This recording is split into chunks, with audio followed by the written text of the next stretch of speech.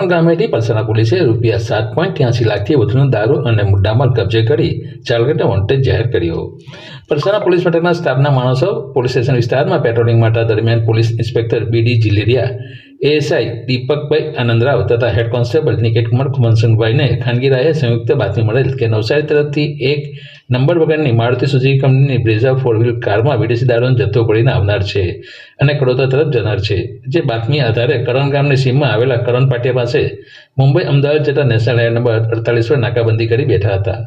દરમિયાન એક નંબર વગરની મારુતિ સુઝુકી કંપનીની બ્રેઝા 4 વ્હીલ કારના ચાલકે દૂરથી પોલીસના માણસોને જોતા કાર રોડની સાઈડ ઉપર મૂકી ચાલક નાસી છૂટ્યો હતો.